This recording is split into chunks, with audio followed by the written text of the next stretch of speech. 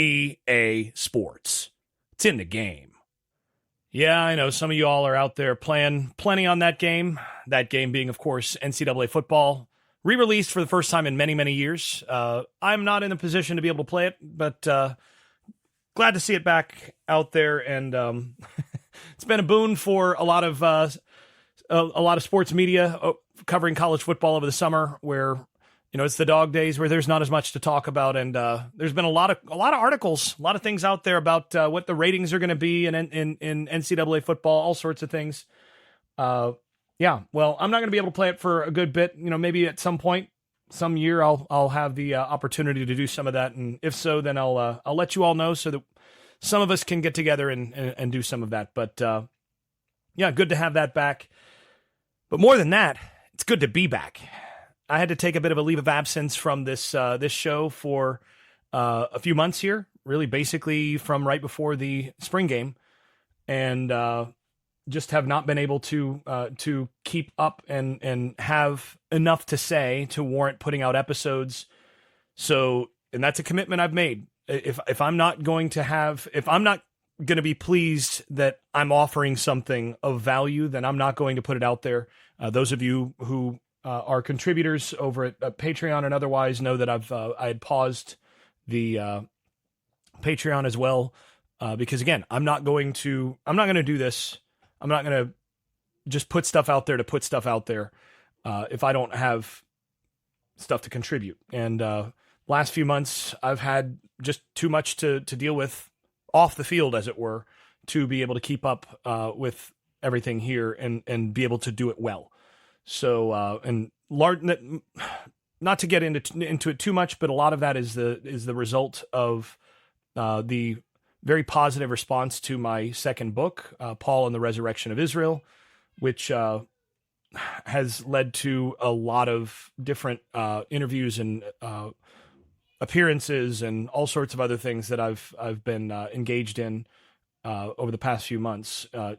If you're interested in that, you can see reviews and things over at goodreads.com and Amazon and otherwise. And there's probably 15 podcast interviews that I've done in the last couple months, which again, that's time that ordinarily would go towards prepping for some of this. But for a book that I'd spent 20 years on and really working on making sure that it had an impact, it's been very good, but it's also taken time that ordinarily would go here. Time that I was a little surprised that I had to put in sort of on the back end.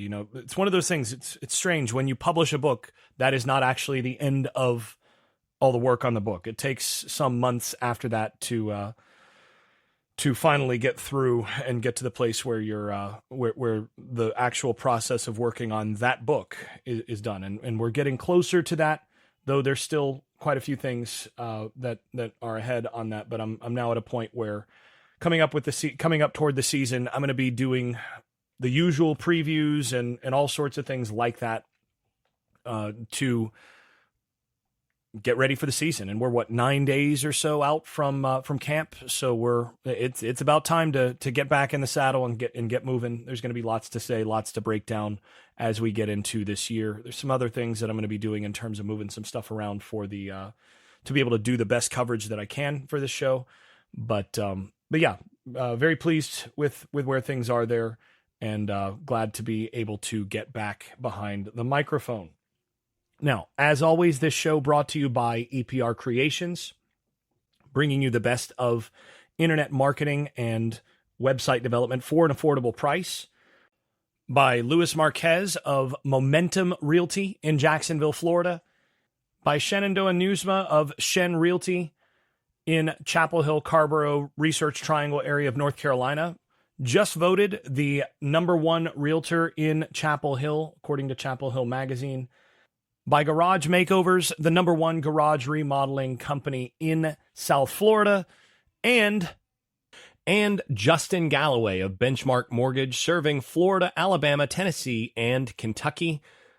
As you all know, I haven't just taken any advertisers. I only accept the ones I really believe in. And I will say right now is a good time to start looking for real estate. And if you do buy a home in Florida, Alabama, Tennessee, or Kentucky, give Justin a call. Let him know you heard about him from Unconquered with Doc Staples. You'll be glad you did. He'll make sure you get the absolute best service and the best rates possible. Now is a great time to buy. If you're looking at buying in one of those states, give Justin a call. Well, there's so much to catch up on, and that actually is one of the reasons that it takes a little bit to, once I've missed a little bit of time and I want to get back to things, things snowball, and there's just so many things to talk about. But I'm going to go all the way back to some spring game stuff because I did not do a full spring game breakdown.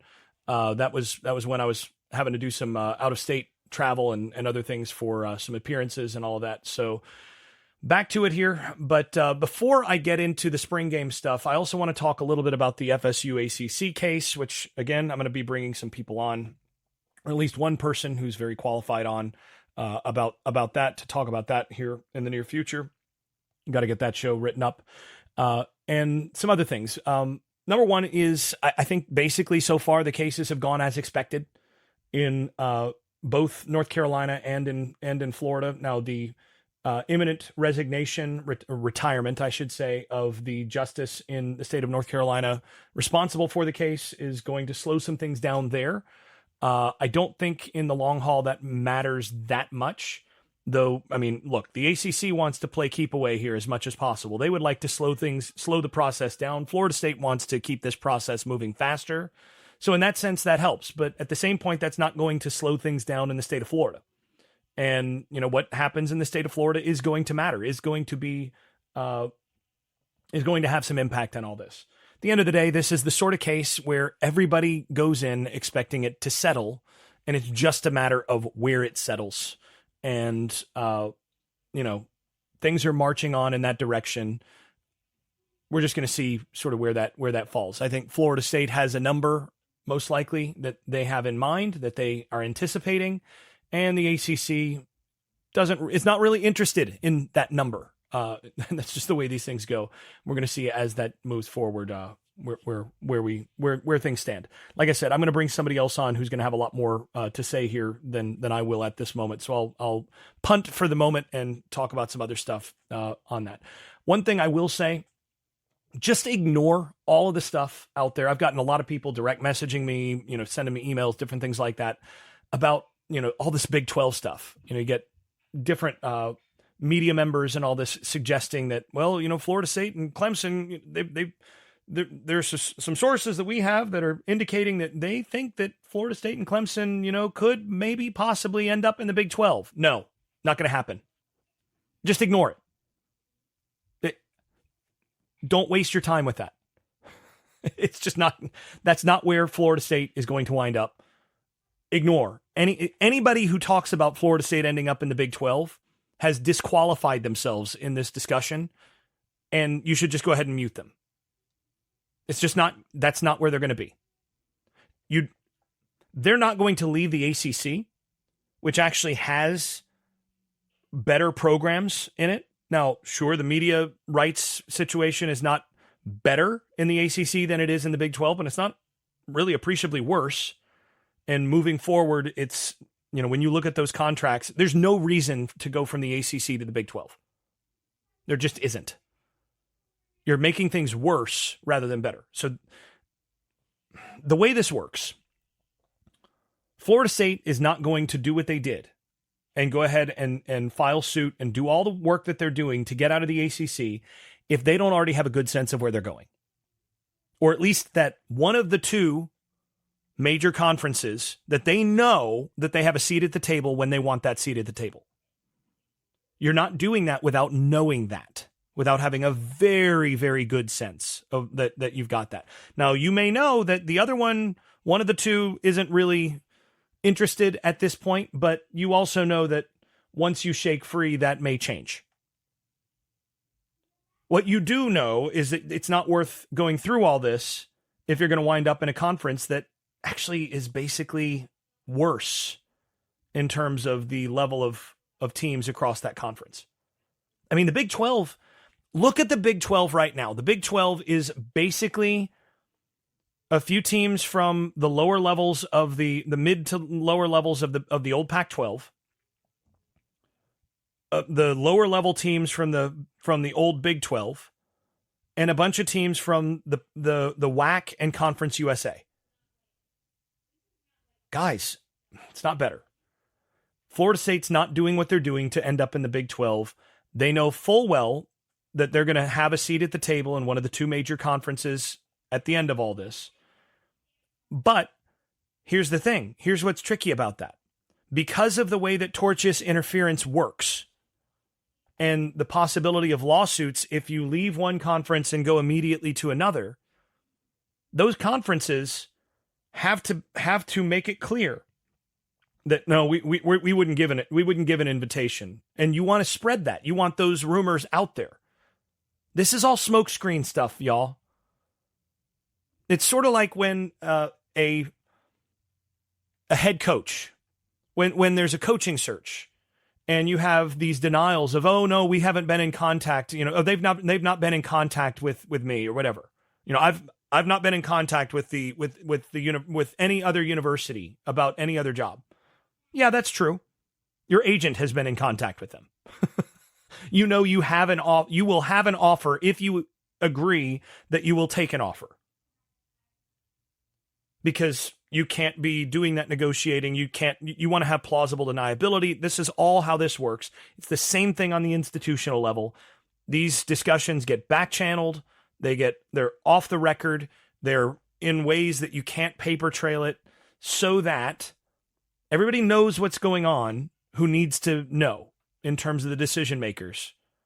But there's plausible deniability. So just ignore this stuff about the Big 12. Just stop. It's all smokescreen. Just ignore it. All right. So now to some football stuff. So just going back to the spring game and looking forward to the year, and I'm going to be doing position by position previews here in the near future, but just a preview of some of that stuff. And this is going to be a pretty short podcast. I just wanted to get back on the horse and give some of my takeaways to this point on the spring and what we've gotten so far in the summer.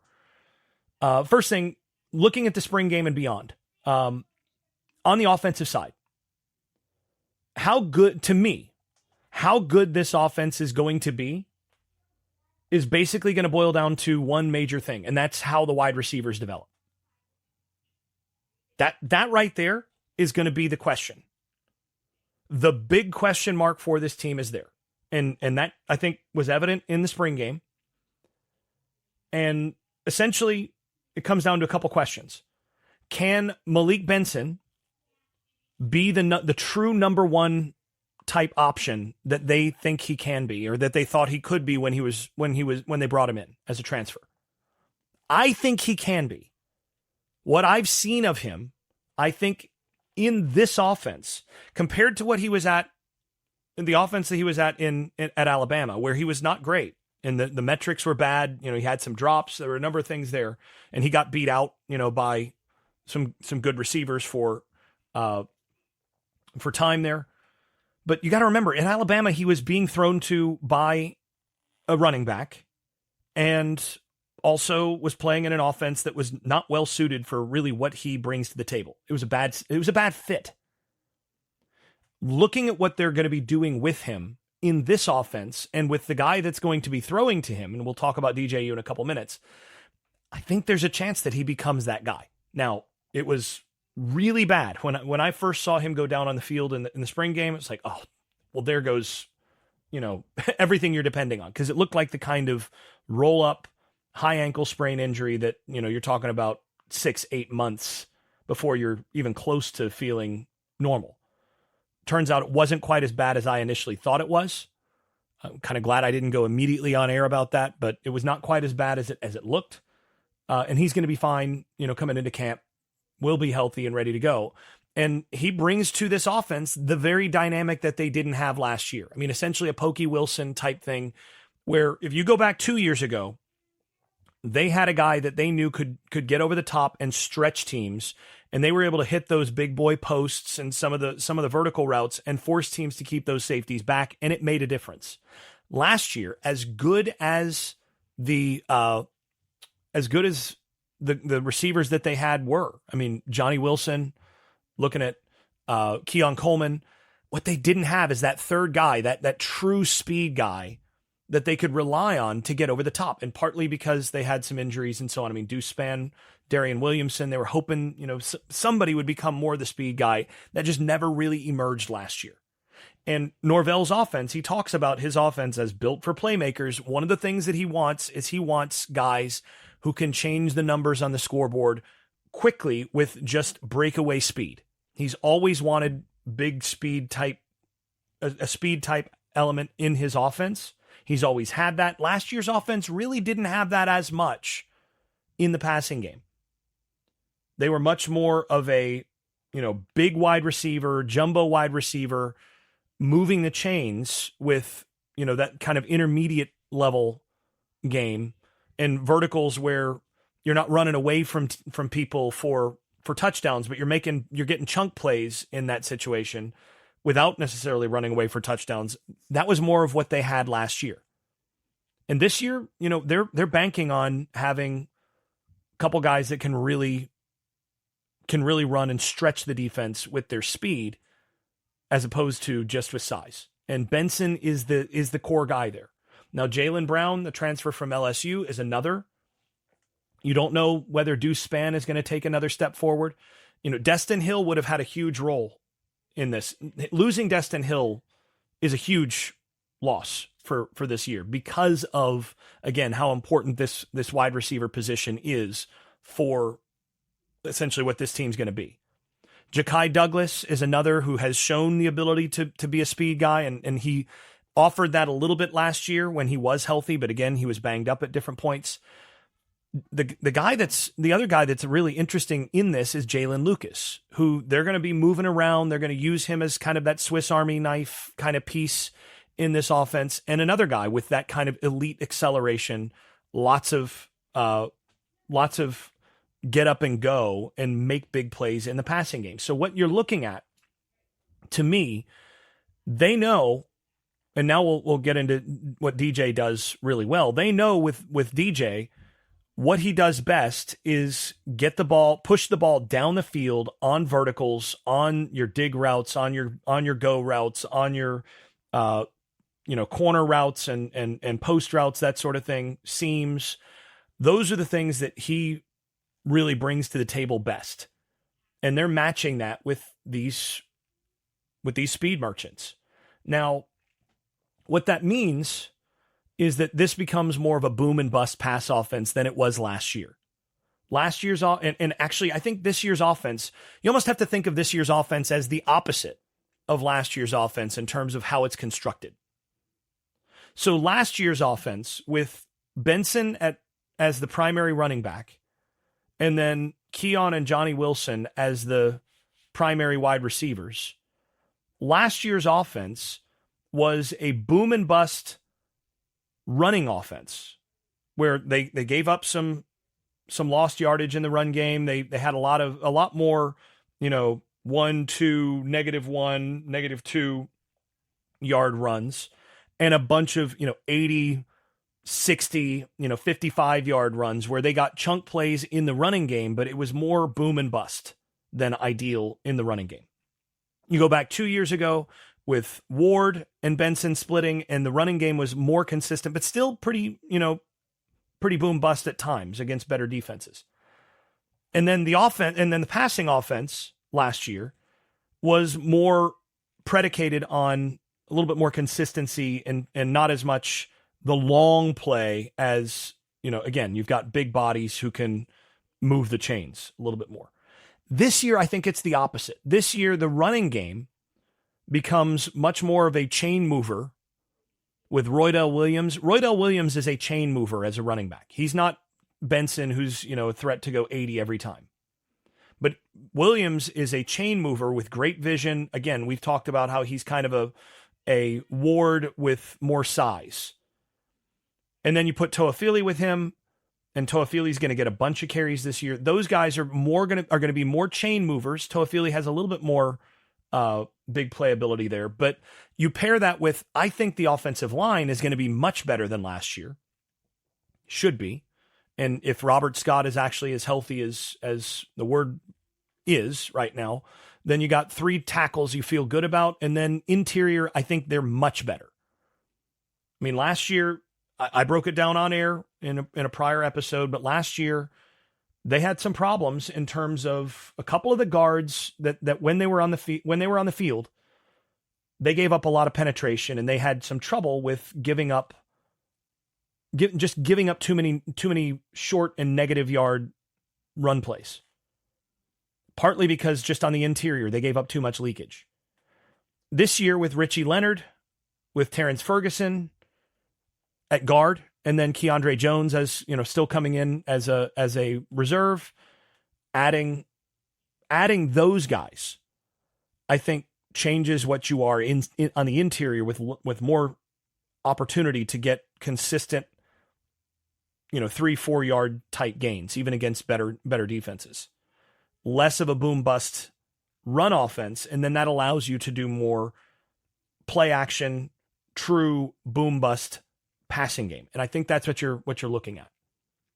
Now, interestingly, so I've got some internal metrics here, in terms of quarterback evaluation, that sort of thing. It's one of those things that I do in the off season regularly, is I sort of play with things and doing my scouting and usual stuff, along with some metrics and numbers and all that.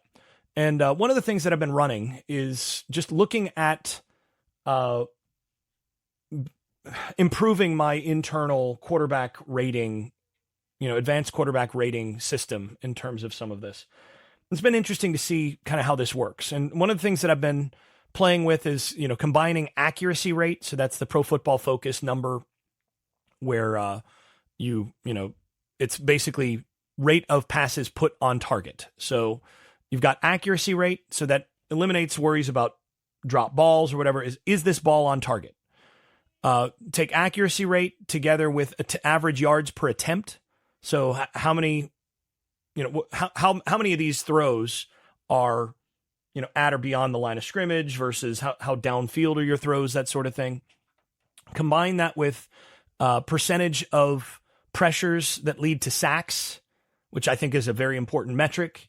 Then you combine that with interceptions thrown, and then fumbles, whether that's fumbles lost or not. I think fumbles matter more than whether they're lost. So you combine INTs and fumbles. You do a variety of these things, and you combine those numbers, add a little bit of sugar and spice, and, you get some interesting numbers that come out of that. Now, a few things that I've found really, really interesting here is, so I've plugged in a lot of these things, for these metrics, and have done it with last year's numbers for, Bo Nix, Jaden Daniels, Michael Penix, Jordan Travis, DJU, Shadir Sanders, Drake May, Caleb Williams, Max Johnson, Jalen Milroe, Riley Leonard, Cam Ward, right? Interesting thing is, depending on exactly how I mix the numbers, and there's, different things I've been playing with in terms of how these ratios go and all. But when I mix the numbers in certain ways, so for one thing, Bo Nix, for example, accuracy rate of 94% last year, but an average yards per attempt of only 6.6. You compare that to Jaden Daniels, average accuracy of 10.2, or accuracy of rate of 89.9, average yards per attempt of 10.2. You see the difference there with almost 4 yards more per attempt. Accuracy rate about four percentage points lower. When you put those together, what kind of numbers do you get? And then what happens when you combine that with the pressure to sack rate and all of those things? When you combine a lot of these numbers, so here's just one version of this that I wound up with. So here's the order of players in a couple of the different ways that I've combined these numbers to come up with, decent metrics for all this. Number 1, Bo Nix. Number 2, Jaden Daniels. Number 3, Michael Penix. Number 4, Jordan Travis. Number 5, DJ Uiagalelei. Number 6, Shadir Sanders. Number 7, Drake May. Number 8, Caleb Williams. Number 9, Max Johnson. By now we're in a very different tier. So starting with Caleb, you end up in a completely different tier than the rest. Jalen Milroe, Riley Leonard, and then bringing up the rear is Cam Ward. Now, a few things have stood out to me as I've gone through this over the course of working through these numbers and just looking at efficiency and some of these that are more quarterback dependent than just offense dependent, ways of teasing out which quarterbacks are good and which ones are not as good. A few things have stood out. Number one is that DJ Uiagalelei typically ends up either toward the top or in the sort of upper middle region, and Cam Ward ends up either at the bottom or second to the bottom. The quarterbacks that wind up consistently toward the bottom are Milroe and Cam Ward. Those guys are the ones that as I put them into more advanced stuff, once you start to adjust and you account for pressure to sack rate, you account for average yards per attempt, and you start putting these things into play, and also turnover worthy type plays, Milroe and Ward end up at the bottom. DJ Uiagalelei ends up either, top 3 or 4 or just a little bit below that. That's been interesting to see. Now, a couple things also. Michael Penix and Bo Nix had ridiculous years last year.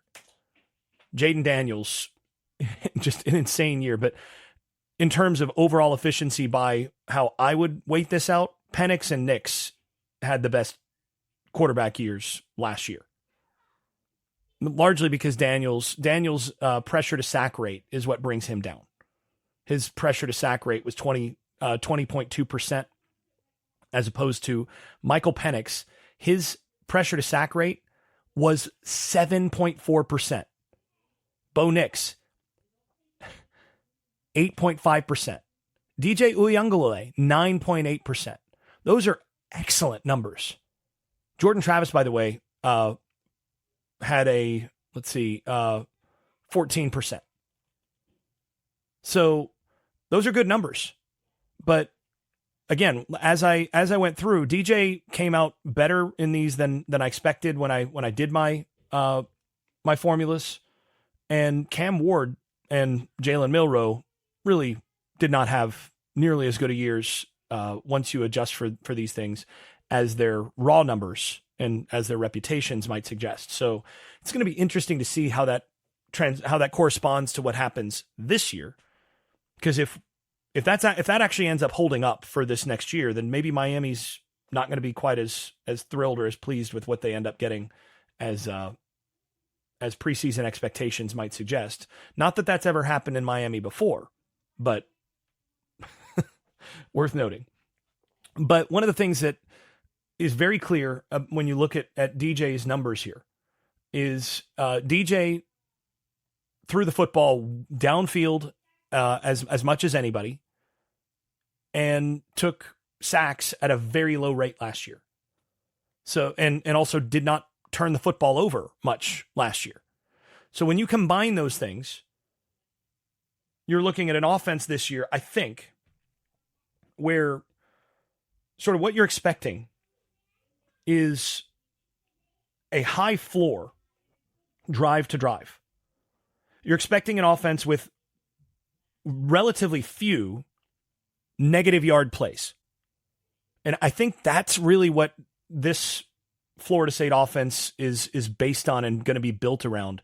This is an offense where it's very few negative yardage plays, staying in front of the chains most of the season, drive for drive being a very high success rate offense, starting with the running game. And also because DJ Uiagalelei doesn't create a bunch of negative plays and doesn't take a bunch of negative plays. So then that allows you to be aggressive and at that point, it's not even boom bust in the passing game. It's more boom or incomplete. It's not really a bust. So those are real positives. And I think if the offensive line is better than last year, as I expect it will be in terms of allowing penetration and all of that, and fewer negative plays, then that allows you to get some of those, to scheme up some of those big plays in other ways. So question is this offense going to be as good as last year's offense? And, I think there's an outside chance that it might be better than last year's offense. That's not to say that we should expect that, because when you lose a Johnny Wilson, when you lose a Keon Coleman, you don't get better at those positions. But I do think in terms of the overall construction of the offense, this offense might end up being more of the sum of the parts is more than the pieces than last year's was. And again, it's about success rate and minimizing negative plays this year, especially in the run game, compared to last year where that was different. So that's going to be really interesting. And I know I'm a bit of a contrarian here compared to what some other folks are going to be talking about this year, where they're going to expect that this offense is nowhere near as good as last year's. I think it'll be in the same kind of tier as last year's offense. It's just going to be different.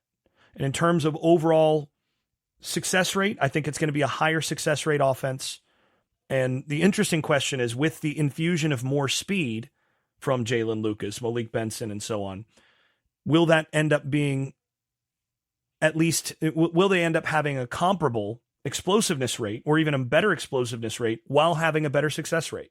In which case they would actually be a better offense. It's going to be really interesting. There's a chance. I'm not taking that to Vegas and betting on it at this point, but I do think that this is going to be a significantly higher success rate offense in the running game than last year's. And that's going to open some things up. It's going to be really, really interesting. Now, moving over to the defensive side. And I'm going to be short here because I'm going to come back to the defense and I'm going to do more specific stuff on some of this in the near future.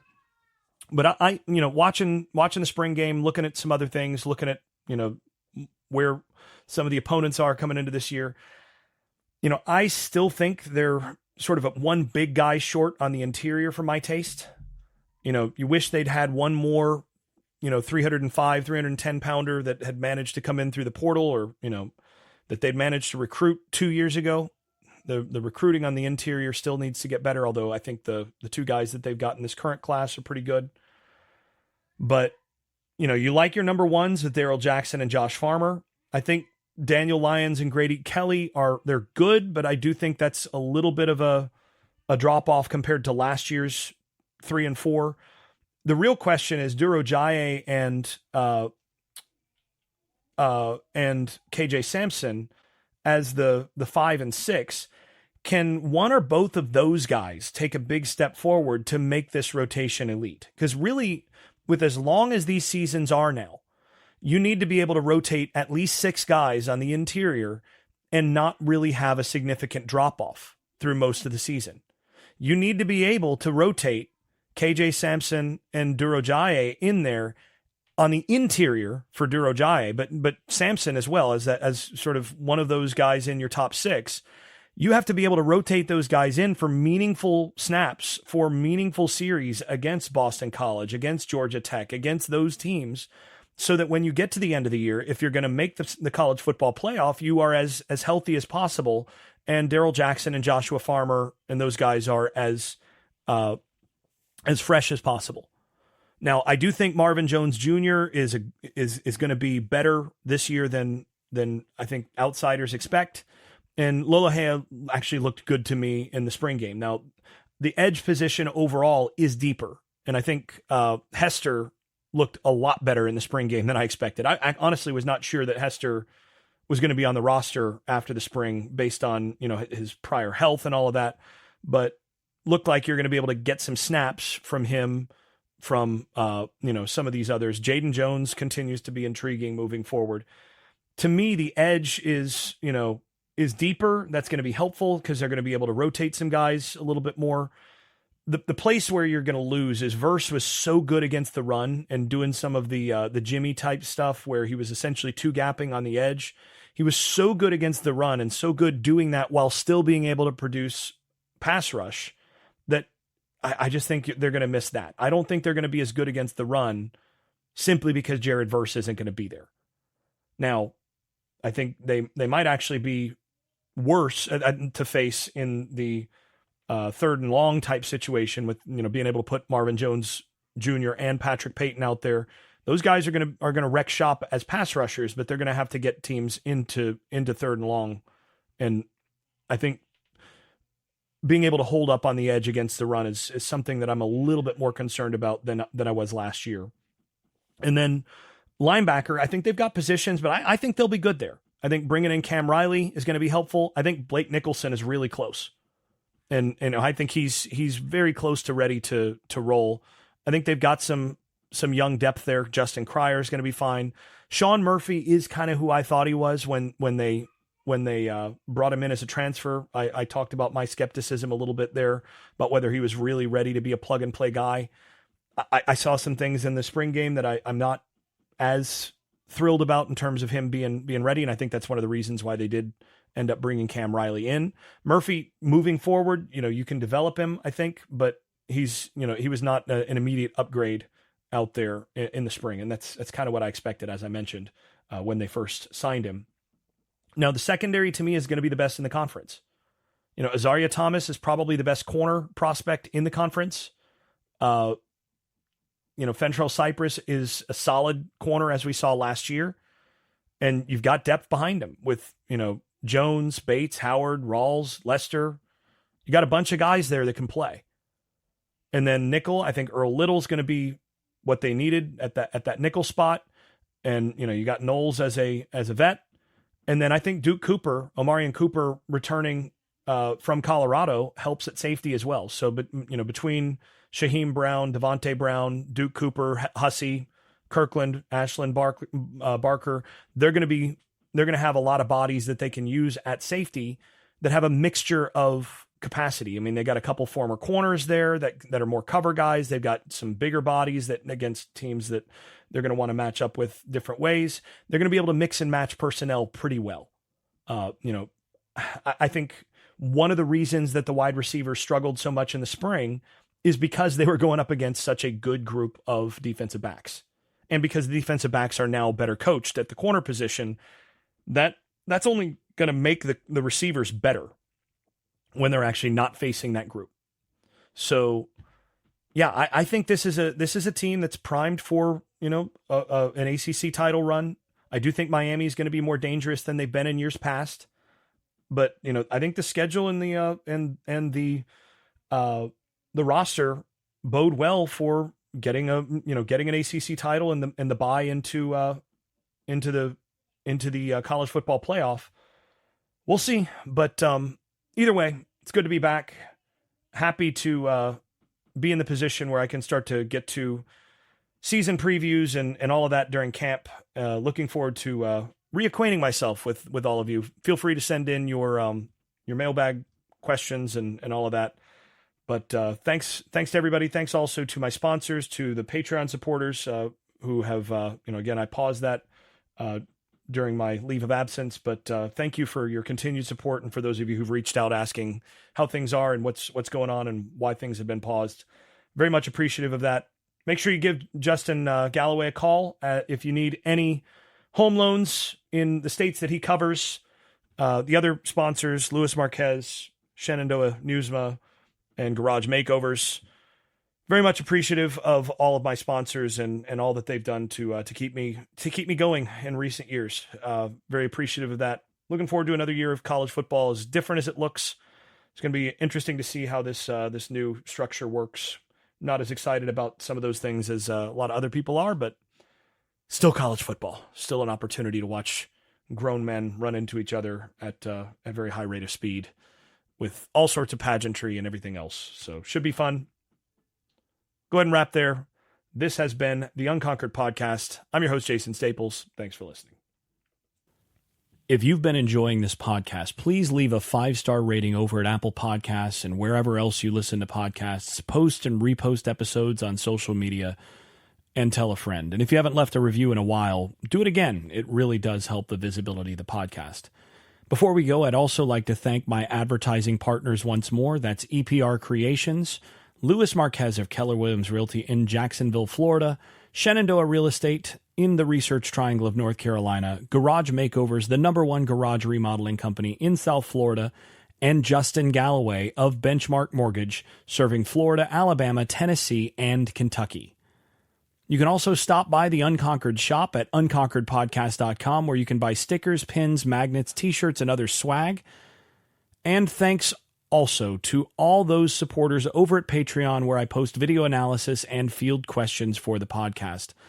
I am especially grateful to those above the dynasty level. That is Andrew Garrett, Brian Leininger, Neil Cook, Casey Kidd, Chris Chartrand, Dave Blair, Hector Cartagena, Jack Horton, Jimmy Van, Jonathan Kennedy, Keith Cheney, Lee Caswell, Tyler Kashishke, Vince Calandra, and Bert Bertoldi. You all are far more generous than I deserve. I'm really grateful. Thanks to you all. This has been Unconquered with Doc Staples. I'm your host, Jason Staples. Thanks for listening and thanks for your support. I made this.